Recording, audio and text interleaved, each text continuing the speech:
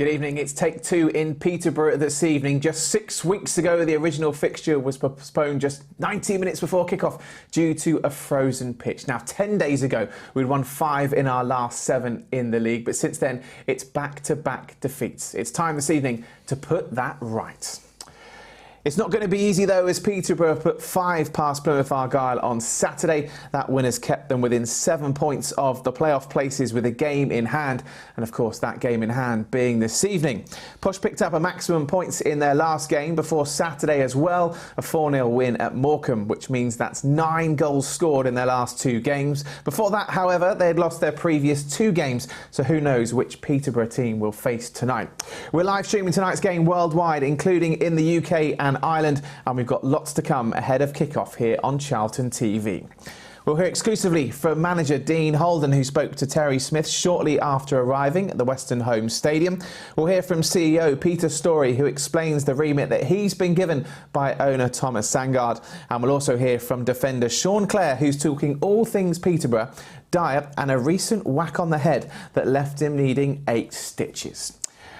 Well, my name's Michael Kurn. Good to be with you this evening in the absence of Scott and Charlotte, of course, but 2 chaps joining me, ever the regular, frozen from a day on the golf course. Curbs, Brownie, how are you both doing? Very well, thanks, Michael. You? Not too bad, thank you. Good. Who won then? If you played he's golf? a lot happier, Brownie survived it on the last hole. Honestly, I felt like a bit like Seabiscuit on the back 9. I was coming right on the rails, coming up, wasn't I? And you had a bit of a panic up, didn't you? The last hole was a par 3 and he birdied it. That's what he had to do. Good effort. Right, let's rewind the clock. Saturday, January 21st, turn up at Peterborough without prior warning. Temperatures dropped, of course. The conditions back in January weren't great, were they? Game off so near but so far. A few chaps ever got to a game and been called off so close before? Yeah, especially when you're going up north, but not so much Peterborough. No, we've done a Burnley overnighter and that got called off. I mean, it did. I mean, it was inexplicable the amount of rain that come down. I think from the Burnley, top. Blackburn, Oldham. Yeah. Oldham was a fog. Do you remember the fog one at Oldham? Fog came down off. Burnley was another one. We left the hotel and it just bucketed down, and by the time we got to the ground they called it off waterlogged. And you're all the way back home that night. 2 weeks later you're back up again. It's horrible. I think the talk was that this could have been called off a lot earlier. Right. You know, the Peterborough game, our fans had got there, and I think we had 1,000 odd. Yeah. You know, got there, and for it to be called off so late in the day, big disappointment. And in actual fact, would have liked to have played them then. Yeah. Because, as you just said, we was in the middle of a decent run, and Peterborough was having a bit of a poor time. Kev, obviously you mentioned a bit of frustration with that. Does that give you a bit more fire in your belly when he gets called off like that? I don't know if it gives it a bit more fire, but I think there will be an argument that they weren't in as good form as they are now. But they did have a pitch inspection, which is really poor for a professional League One club. No pitch inspection, it was frozen solid, and basically Dean Holden said as soon as he turned up and he put his foot in the ground, he knew it was off. That's really poor preparation from a professional football club. However, they have sort of turned around, and I think, you have to correct me if I'm wrong, and sorry if I'm wrong, but I think they paid for all the travel. Okay. Certainly free buses for any Charlton fans that are returning up. So, you know, at least they've tried to amend the mistake, because it was a mistake. It's a poor mistake to make. Now, obviously, playing Peterborough then might have been slightly better for us. Who knows? You never know with those results. But let's just have a look at that, because Peterborough at the minute, they've scored 9 in 2 games, but they've also lost 13 league games this season as well. So it's a bit of a weird one here. You don't really know what Peterborough side's going to turn up. No, you know, change the manager. Don't always get an instant, change in fortune. But Dan Ferguson's gone back there, and as you say, the last 2 results, and add that to the fact they're in the top 6, and we just played Derby and Sheffield Wednesday. It's another big test for us, and we fell a bit short on the other 2. So let's see what we can do tonight.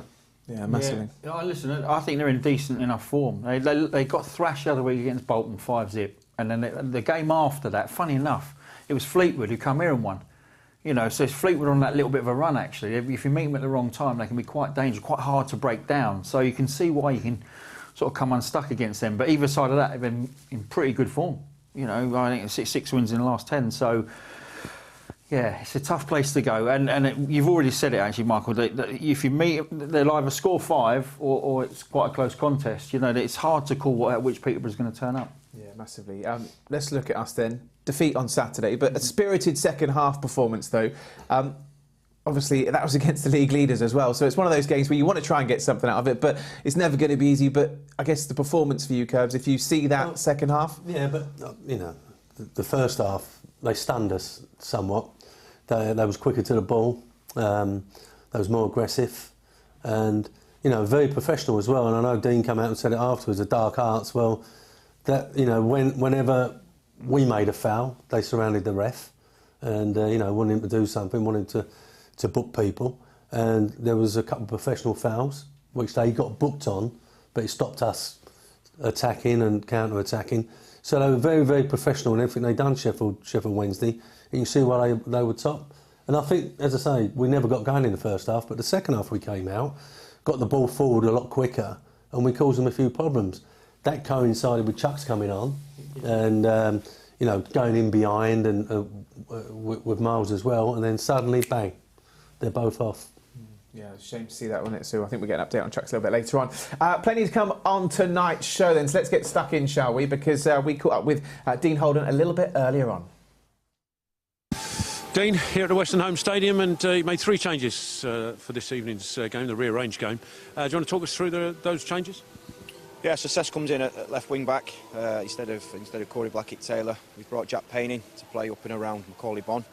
We need a threat in behind, and Payne's as good as anyone in our squad at doing that. And yeah, Macaulay Bonne comes in for Miles Lieber, and Miles played 70 minutes or so on Saturday, and you know, he's been injured for a period of time. He's still a young player playing at this level for the first time, so ideally we want to get him in the team every week, but we have to be mindful of that. Is it a similar formation? Obviously the 3 changes coming in, but formation-wise, would it be similar to Saturday? Yeah, it will be. We're going to have George Dobson sort of sitting in front of the back 3. We expect them to play a version of a 4-2-3-1 with narrow wide players, and we'll have ahead of that, we'll have Scotty Fraser, Jez Raksaki, and then, yeah, as I say, Payne in and around Macaulay. Nice and slick surface with the rain that we're getting this evening, encouraging Jez to go at them because of that surface? Yeah, I'm just a little bit concerned. We've got it when it started raining, so hopefully it won't be waterlogged in the next sort of 20 minutes, half hour or so. Hopefully the game will be on, but the pitch is looking fine actually. It's looking really fine, so boys are in good spirits, and exactly that, we need to make sure that we're threatening them in and beyond their back line. They've conceded a lot of goals from crosses and from low crosses this season, so yeah, for us it's a game looking forward to. And one of the enforced changes, of course, Chuks' injury on Saturday. Do we have an update on how Chuks is? Yeah, it's not good news, I'm afraid. He's picked up a significant hamstring strain. The scan confirmed that yesterday, so you know, if we see him this season, I'd be surprised. We're obviously going to get around him and support him. He's had a tough season, but that's not good news for us. But yeah, as I say, we'll make sure we get the support he needs. And I'm sure all the fans will echo that and send their best wishes to Chuks. And speaking of which, hopefully we'll get a similar number that we're going to come up the first time around this evening. Yes, absolutely. Fair play to him as well.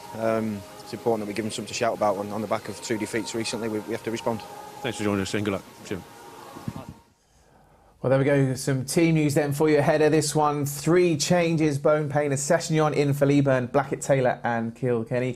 Lieburn on the bench as he continues his return from injury. 3 at the back for the second successive game as well. Gents, your thoughts on that, just seeing that initial lineup? Yeah, I thought he might go back to a 4, but it's not to be.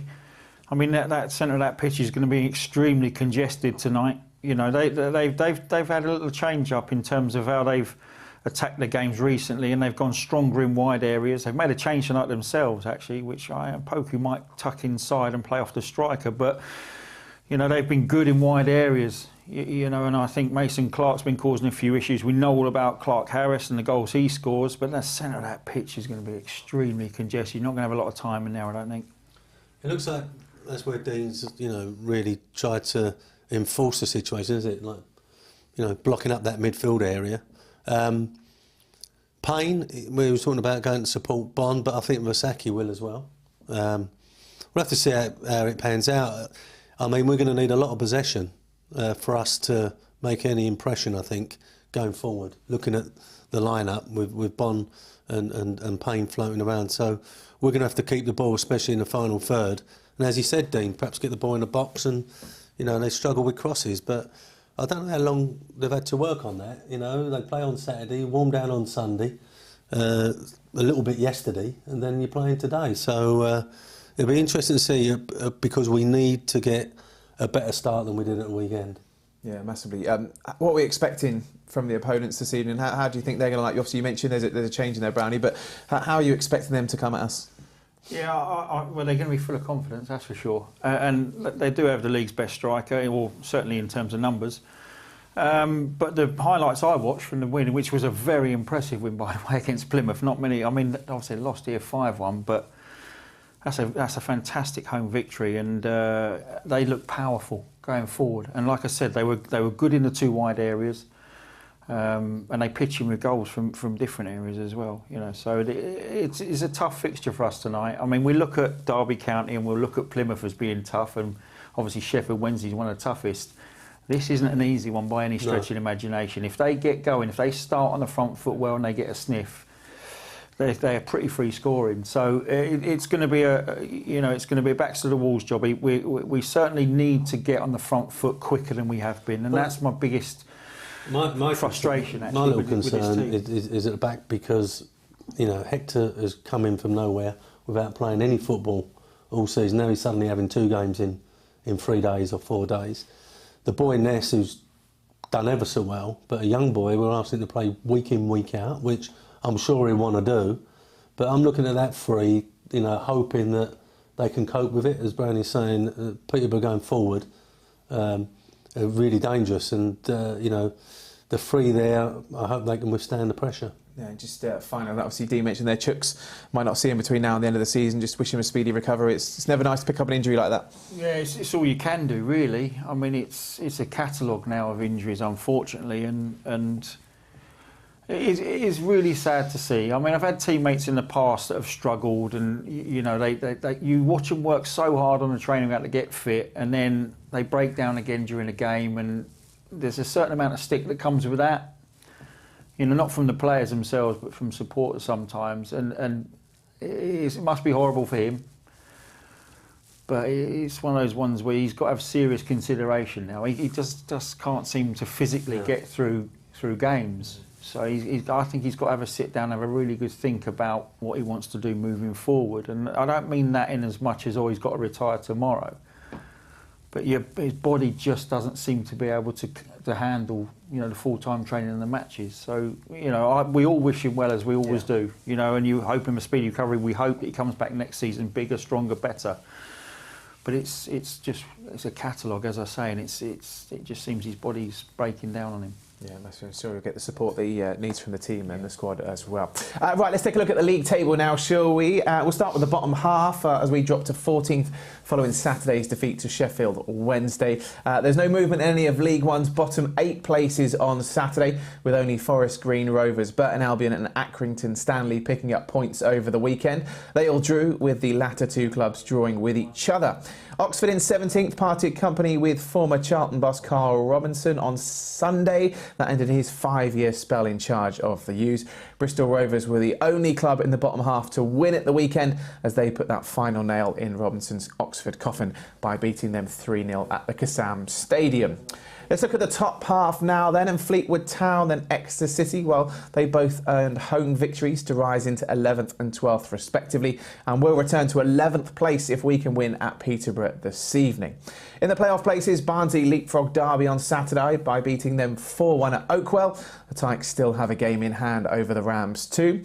At the very top, Sheffield Wednesday are now 3 points clear with a game in hand following their win here at the Valley and Plymouth's defeat at Peterborough. Ipswich keep their automatic promotion hopes alive by winning 1-0 away at MK Dons. They're now 5 points behind Argyle, who of course we face next. Chaps, we saw Sheffield Wednesday first hand on Saturday. Their title to lose now? Yeah, they were strong. Yeah, they're impressive, aren't they? I really like their defensive setup out of possession, actually. And it obviously comes directly from Darren Moore. He did a really good job in this league with Doncaster, and I think with the time he's had here and the funding and the squad build, that looks like it's. I mean, the only thing I will say is, we were talking about today on the golf course, actually. They're a very experienced team this year, and that showed Saturday on how the way they managed the game when they were on the back foot a little bit.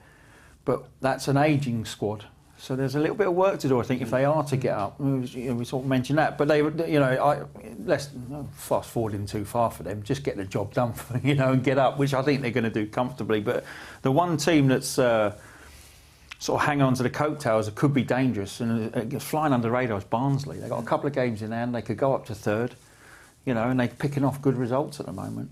It's a lot of twists and turns to come, I'm sure. Yeah, massively. And how important is it psychologically from a point of view, get those 3 points tonight back in the top half of the table? Curbs, it's important, isn't it? Just to sometimes, after you've had a couple of defeats, just get that win, you see yourself back in the top half, and it really just gives you a bit of extra momentum. Yeah, I think that, Dean was talking about, you had a couple of defeats on the spin, you've got to bounce back as quick as you can against tough opposition tonight, obviously after the last couple of results, whatever. And then we're going to another big game at the weekend, Plymouth. So we've had a tough run of it, and, can we measure ourselves against these top sides and see where we need to strengthen if we think we can make a challenge next year? Because certainly the last couple of weeks we've seen teams that are in front of us, squad-wise and obviously in the table. Why are they better than us? Why have they done better than us? You're going to have to look at that quite deeply, and whoever's in charge at the end of the season, where do we strengthen? Yeah, massively. Well, the games are coming thick and fast. 4 games in League One this evening. They could have a bearing on both ends of the table come the end of the season. Derby aiming to bounce back from their weekend defeat as they host Cheltenham Town. It's a big night for MK Dons, who travel to Lincoln City. Incredibly, Lincoln City are still unbeaten at home in the Sky Bet League One this season. Portsmouth welcome Bolton to Fratton Park, and Pompey really need to win tonight to extend their playoff hopes, should I say. Curbs, Brandy, what games stand out for you tonight there? Of course, I want a massive stand out, but what else is there? Well, I think the bottom one's important. Bolton need to win that to maintain. But Portsmouth, they've tried to get their season back on track by changing manager. They have had some better results of late. If they are going to have any thoughts about catching that last team in the playoff spots, they've got to start beating teams like Bolton. But that's a tough ask. They were down here the other week and they were strong, weren't they? We always look at ourselves, been in the Premier League, but then you look at just these four fixtures: Bolton, Portsmouth, Derby. And you start realising how tough a league this is, and that's what I'm saying. That we need to be looking. I think hopefully get another couple of wins so that we're okay. Yeah. And then we really got to be looking at what we're going to do in the summer, in terms of player recruitment, etc., etc. From a player and manager perspective, obviously this time of year you're starting to feel these Tuesday night games with games like obviously tonight's been rearranged. Games in hand, you'd rather have the points in the table, or when you look at the table and see, well, we're in this position, we've got 2 games in hand, is that kind of a weird position to be in? I know I think it was Peter had 3 games on someone. It's quite incredible how that's happened. It doesn't happen in the Premier League for sure, right? And the Championship. Yeah, you just take it as it comes. I think that, if you're playing well, you don't mind playing Saturday, Tuesday, Saturday. It's down to form. If it's not going well, then, you're not looking forward to the midweek game. No, massively. Right, as always, we're going to take a quick break from all the action on the way to take you through some club news for you here this evening. And we start off with some ticketing news as always. We've got 2 home league games to come in March. First up, we host Accrington Stanley on Saturday, March the 11th, and then we take on Wycombe Wanderers on Saturday the 25th. Tickets for both those games can also be purchased by visiting booking.cafc.co.uk, and season ticket holders are also reminded they can bring a friend to the Wycombe match completely free of charge. Just head to cafc.co.uk for more information on how to redeem your free ticket, and you can now purchase tickets for all of our home fixtures in April as well. Let's look at tonight then. If you're currently watching us on social media, good evening to you. Thanks very much for watching. Remember, hit that subscribe button on the channel. But if you want to watch the game tonight, come and join us live on Charlton TV, anywhere in the world, including the UK and Ireland. All you need to do is purchase a live stream match pass, which you can get for just £10 by heading to cafc.co.uk. And that match pass will allow you to watch the rest of the pre-match show, the game itself, all the half-time and post-match analysis as well. So certainly worth a tenner this evening. Let's talk about Men United now, because the club have joined forces with Prostate Cancer UK's new team, Prostate FC, to help change the game for men. Prostate FC is a life-saving team dedicated to beating prostate cancer in football, and you can join the biggest team in football by visiting prostatecanceruk.org/get involved. On Sunday, the Charlton's women's team are back here in action at the Valley. They welcome Southampton to SE7 in the Barclays Women's Championship. The Saints are currently third in the league, 2 places and 4 points above the Addicts, though they have played 2 more games than us. It's a crucial game for Karen Hill's side, and you can support them by getting your tickets now. They're just £10 each for adults and £5 for concessions, and you can get yours from booking.cafc.co.uk. Staying with the women's team is a fantastic international break for Karen Hill's squad, with 4 of her players earning caps for the England Lionesses youth teams. Alex Hennessy was in the under-19 squad for their victory over Switzerland, while Mia Ross, Angela Addison and Kira Skills were in the under-21 squad for their 4-1 win over Belgium, with the latter 2 claiming 2 of the goals as well. So a massive well done to all of them. With the train strike still taking place on a regular basis, all the supporters, of course, are reminded they can still take advantage of the club's Valley Express coach service. The Valley Express, which transports supporters to and from the Valley from various locations across the South East, can be booked by heading to booking.cafc.co.uk, and prices are priced at just £11 each. Charlton's under-18s made it back-to-back away wins in the Professional Development League 2 South on Saturday as they got a victory over Ipswich Town in Suffolk. That was following a goalless first half. There was a deft finish from informed striker Patrick Casey, who gave the Addicts the lead 11 minutes from time. And then they doubled their advantage when Toby Brewer made no mistake from the penalty spot. So a massive well done to coach Jason Pearce and his young side. OK. Let's now turn our attention to the new CEO, Peter Storrie, because he's been discussing a few different topics with us here at Charlton TV at the end of last week. And he discusses, first of all, his remit that he's been given here at the club. Basically, to settle the club down. It's obviously been a disruptive few months, I think, with various bits that's gone on. I've not been involved in any of that, so I've come in with a fresh pair of eyes. My basic remit is obviously to, as I say, to settle things down, put together the forecast for the end of this season, and also then get the first draft for next year, so that then Thomas can make his decisions, whatever he wants to do in the future. But that will be where my main concentration will be.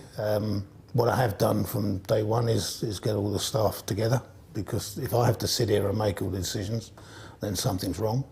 I want managers to manage their sections and their areas, so we've brought in regular staff meetings so everybody knows what's going on.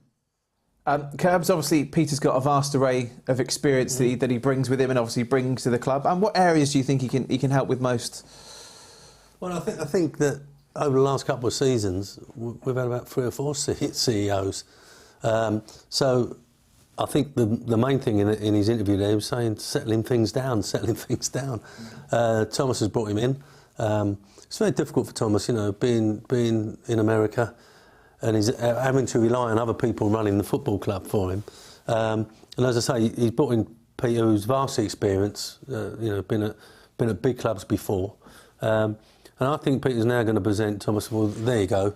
This is what I think that the club needs to be doing or improving on, or etc., etc. And his vast experience, so hopefully he can do that for Thomas. We're going to talk about Dean, the manager, in just a moment, but Curbs, just from a football manager perspective, how important is that relationship with your CEO?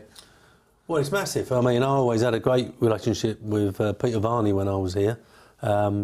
We could talk, openly, if you like, about certain things, and if he said no, it was invariably no, but I'd always be trying to twist his arm to say yes, because obviously a manager always wants a bit more than perhaps he's been offered. But yeah, I think the manager and the CEO and the chairman, the 3 together, have got to be in collusion, because that's the only way it can happen. And I think the manager has got his expectation levels. So is the CEO, and the chairman's got to be overseeing that. And, sometimes perhaps the expectation level, especially at a club like this and where it's at the moment, has got to be a little bit higher, I think. It's a tough job, isn't it, coming in with the CEO role, Brownie, when obviously there is the fan base with an expectation, and, like I say, there's been a few different CEOs in recent time, but to actually get something on paper, get something moving forward, it's not an easy task. No, it's not, and it's got a mixture of 3 or 4 other CEOs in front of him, so there's no consistency whatsoever. So every time you bring in a new CEO who's got different ideas, different thought processes, everybody behind the scenes has to change and bend towards those thought processes. So it would just be nice to see some consistency, some longevity, and a plan. You know, I think one of the things that everybody wants to know is where we are as a football club moving forward, and hopefully that appointment, Peter Storrie, will sit down and make that clear to everybody come the end of the season, because it's got to be a longer term fix now than what we're going through and what we have been through over the last couple of seasons, which is not quite worked. Well, let's hear from Peter again, this time discussing the manager, Dean Holden. Been very impressed with Dean. I've had a couple of really good meetings with Dean. I think he's a good young manager, and I think he's got a good vision for the club, you know, of how he wants to see the club go in the future, particularly for next season as well. Obviously, you know, this is hopefully we can, you know, still put some results together between now and the end of the season, but I think realistically, top 6 is going to be tough, but never impossible if you get a good run of games. But I think the emphasis needs to be on where we go for next season, and that obviously will incorporate as soon as possible tying up, you know, a contract agreement with him, which I know Thomas has been working on. Brownie, you were talking about that word stability just before in that last interview we heard from Peter there. They want to tie Dean down. Yeah. They want to get that stability with a manager perspective. Yeah, and I agree with that. But it needs some realism on the on the playoff spots this year. It's a long way off, and we're not in the form we need to be to start talking about playoffs. I'm with Curbs. You need to really start focusing on next year, and that's really difficult to do when you don't know if the manager's going to be here or not. So that stability and that contract offer needs to be put in place. If Dean doesn't want it or it's not agreed, you've got to start thinking about the plan beyond that. You know, recruitment's going to play a huge part again this summer. There's going to be a huge turnover again. There is an awful amount to do. And I don't necessarily think they should, you know, anybody should be talking or waiting to see if we make playoffs or not. You know, plans can be starting to be put in place now for next season. I think it's right to do so. I mentioned it at the weekend. We were talking about it today. You know, we got 3 players out on loan: Josimi, Kirk, Lavelle, who are going to be coming back. You know, and if Dean's the manager, he hasn't really seen them. Secondly, this is the sort of time that perhaps my relationship with Richard Murray, etc., would be, we're not going anywhere at the moment, so you know what, I'm going to play a strange formation tonight, which is what we're seeing, in all fairness, but I want to see how 1 or 2 people cope. I want to play Brownie in midfield. I think he can do a job there. You know, so you start doing things now, preparing for next year. Sure. You know, without the pressure of having to win games. Yeah. You know, and it's like the boy Ness playing at the back. I mean, we've got a couple of young players.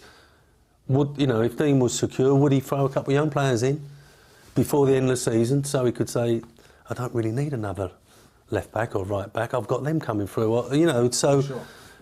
If he's allowed to do that, I mean, we've got to win another couple of games first, but if he's allowed to do that in the running, knowing full well that the results might not be coming, but we're looking at the future. Yeah. And that's how I was doing it. That's how I would go to the chairman and say, listen, I'm going to do something. I'm playing 3 at the back.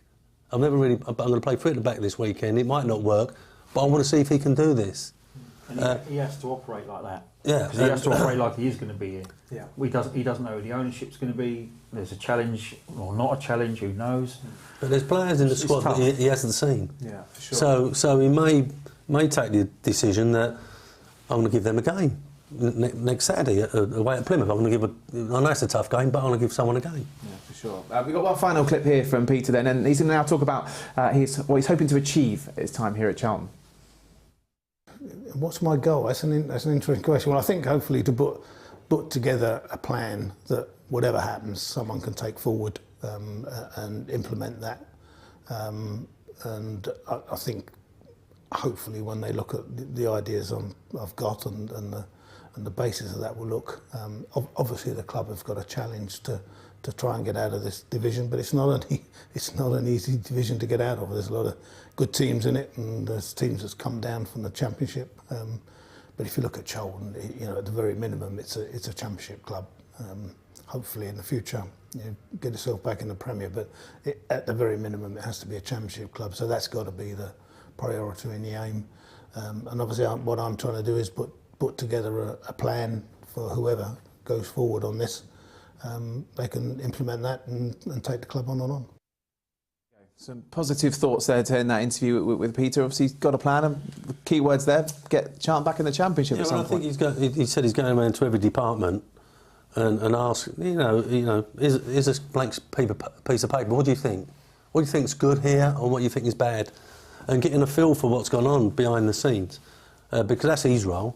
Apart from perhaps then looking at what's going on the pitch, I think he's got a brief to have a look at the whole club, and then present Thomas with what he thinks. And as Steve said earlier, we've had 3 or 4 CEOs, we've had, I think, 5 managers. We need a bit of stability. Yeah, well, Peter obviously brings that experience, so it'll be interesting to see what kind of happens in his tenure and his time here. Right, Saturday was our first ever greener game, with the club working closely with its partners to kind of find ways that we can all live a bit more sustainably. Last week, our front of shirt sponsor, RSK, gave a presentation to the men's and women's teams.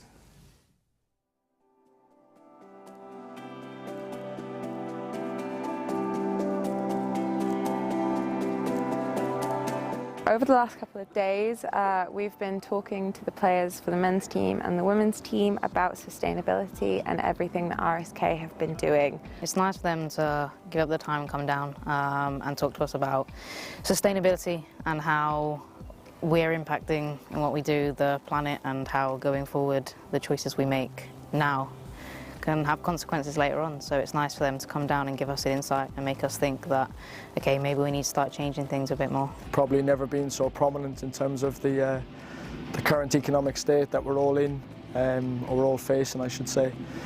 So to have experts from the outside that can come in and educate us, really, which is something as an individual we should want to do, and as a club we do want to do, we want to support it. So to have their expertise to lean on is valuable for us as a football club, and ultimately we want to put that into action on a day-to-day basis. The players were really, really engaged. They had a lot of really great points to say. They got excited about it, and that's the main thing we can ask, really, from the players, is to get behind sustainability and sort of try and put some welly into it, make some changes, actually listen and care, and it's really special considering that we're such a new sponsor to be getting that kind of response. I thought how Tasha delivered it. She delivered it really, really skillfully, and she made it at times quite, humorous and a relaxed environment. So, and it does spark debate. I think as a human race, we're entering a really interesting period where we're currently living in a energy crisis, cost of living crisis currently, and we have a real duty of care to try and get our act in order now, because if we don't, we're going to leave the world in a really challenging place for our kids, maybe our kids' kids. So I think that's the severity of it, but also the reality of it. So we've got a real duty to play our own part in it. I know I travel a lot, so it's something that I take into consideration. And you just have to look at the news at the minute and how you look at all the global warming and the oil campaigns that are going on, and I think it's something that we definitely need to take into consideration, because, we might not think it now that the choices we're making are having impacts, but in 30, 40 years' time, no one knows what it's going to be like. And if we can start having those communication and talks now about this and just making people think a bit differently, then that's what we need to start doing. They have an ability to touch way more people's lives than we ever will as sustainability professionals, so you just kind of hope that they'll use that force for good. Great to see RSK, they're engaging with the club's players about sustainability. Yeah, we're doing our bit in here, to be fair, aren't we? We're in this box. Yeah, no heating. No heating up, that's right. We're going to club shop at half-time, it's all right. We're going to get some... I'm worried about curbs. I'm at a dangerous age. He needs a blanket. He needs a blanket. The good news is we've got an interview coming up now, so we can go make him a cup of coffee, because obviously one of the mainstays on the pitch for us, Sean Clare. Now, he decided to do his bit for the environment by going vegan a few years ago. Don't worry, I haven't got some vegan food for you to warm you up. We tried that the other week. But let's hear from Sean now.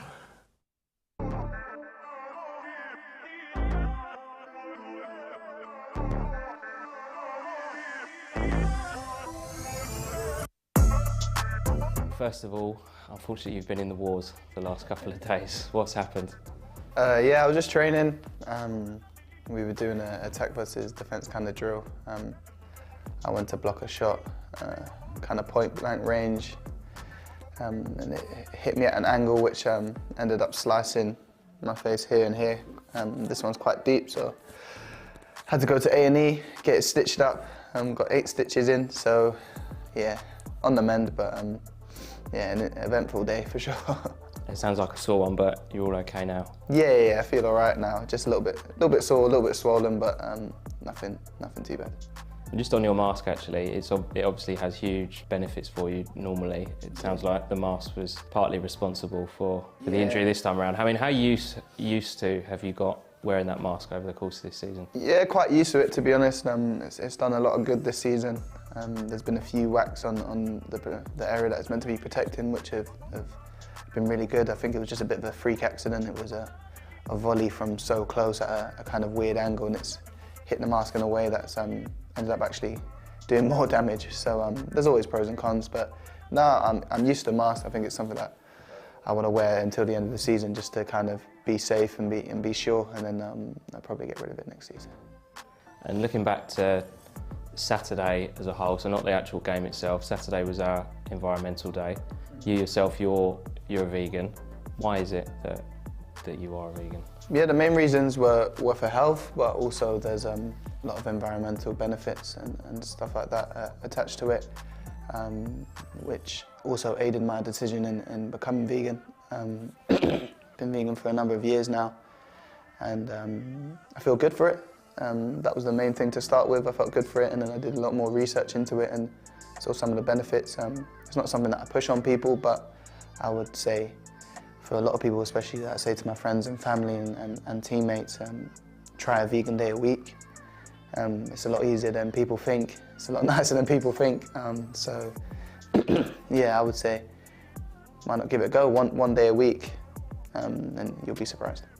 I know you say you've done it for quite a few years now, but remembering when you weren't a vegan, can you notice the differences now and back then? Yeah, I think for me personally, and obviously this is my personal journey, other people are different, I feel like I have a lot more energy in day-to-day stuff. Waking up, getting out of bed is a lot easier. I feel a lot more light in my day. And those were the main changes that made me want to continue doing it from when I started. So yeah, I've not had a lot of illnesses, not a lot of serious illnesses in the time I've been vegan. So whether that's my immune system or that's the veganism, but yeah, it's something that I feel has positively benefited me. And going back to football now, in Peterborough, we went there a few Saturdays ago, towards the end of January. We sort of got 90 minutes away from playing them, and then the game got called off. As a group of players, how frustrating was it to get there? I mean, fortunately it's not that far, is it, Peterborough? But to get there and then be told the game's not happening, how frustrating was that? Yeah, it was really frustrating, considering there was a lot of games around that area that had been called off way earlier. We'd got all the way to the stadium and found out there, so you're already kind of focused on the game. You're mentally prepared, physically prepared. You probably eat differently or drink differently to a normal day when it's a match day. So yeah, it's a bit frustrating. Obviously we saw a lot of fans there as well, which was frustrating for them as well, and we could see that they were annoyed. Obviously there was nothing we could do about it, but we're a team, do you know what I mean? Not just the players, but the fans as well, so we felt their frustrations as well. But yeah, it's a place that we want to go and get a result. I think at home we could have got a result. We were very close to doing it. We're in a good place generally now. Peterborough are a good side. They're always a good side, but I think on our day when we play to our strengths and show what we're capable of, we can beat any team in this league. Just take us inside a dressing room on a match day in the build-up to a game. When do the game heads turn on, if you see what I mean? I think it's probably from the morning for most people. You may be still relaxed and stuff like that, but you are focusing on what you need to eat, what you need to drink. People have superstitions, stuff like that. But then when you're in the changing room, I think when it gets really focused is probably as you're getting changed just before the warm-up. It's game time now, do you know what I mean? You've got to go out there, do a good warm-up to get you ready for the game.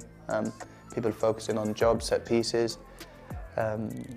and stuff like that. So yeah, I think that's when the real focus sits in. But I think everyone's game's heads on from probably the day before, if not the day of the game. And tell us about Peterborough. You touched on them already in the game earlier in the season, where you couldn't have come any closer, really, could you, to killing the game off? What are we expecting from them? Yeah, they'll always be tough, be a physical side. They've got good players. We showed at home that we can cope with that and go above it. They're a very good side. Slightly above us at the moment, a team that we want to chase and get above. So yeah, I think we're close. We're close to really clicking, and I think when we do click, we've shown this season that we can blow teams out of the water and really play some good stuff. Just small things that we need to improve, and we'll be able to go there and get a result. Is that the target between now and the end of the season? Because I mean, it's obviously not impossible to get in the playoffs. It looks like it will be a big challenge, but is the more realistic target, I suppose, to try and claw back a few teams that are ahead of us? Yeah, I think we always want to look up. Do you know what I mean? We want to pick up as many points from now to the end of the season, and just move up that table as much as possible. We know the beginning of the season wasn't good enough. We know that as a team, as a staff, as a club. But we're in more positive times, I would say now, especially on the pitch. I think we've got a bit more form. We would like more consistency, all of us. So that's what we need to work on from now to the end of the season, and the table will take care of itself. We're just focusing on building that consistency, showing that we can be a good team. We can compete with some of the bigger teams in the league that are on the same stature as us in terms of club size and ambition. So that's what we want to do from now to the end of the season. Best of luck. Thank you very much. Well, good to hear from Sean then as the countdown to kick-off continues. As we mentioned a little bit earlier on, 3 changes for the Addicts tonight. Bone, Payne and Sessegnon come in for Leaburn, Blackett, Taylor and Kilkenny. 3 at the back for the second successive games. Gents, not long till kick-off now. It's game on. Just your final thoughts going into this? Well, I think, you know, if we talk about Sean Clare, because we just come off the back of that interview, he's got his hands full tonight up against Mason Clark. If he plays out on the left, you know, they've made a change to their side, and they might have a little tinkle with who plays where, but Mason Clark should end up on the left-hand side. And if we're playing a back 3, I think Sean Clare could find himself sort of being forced backwards into a back 5 quick enough if they look, I mean, Better and Mason Clark start breaking down their left-hand side, our right-hand side. So he's got his hands full tonight, I think. Yeah. But yeah, I just want to see us on the front foot, not wait until we're a goal behind, not wait to see how the game pans out. Get on the front foot nice and early, try and cause them a few issues first. Okay, well, it's game on. There's no frost on the pitch this evening. Let's get over to our commentators, Terry Smith and Greg Stubley.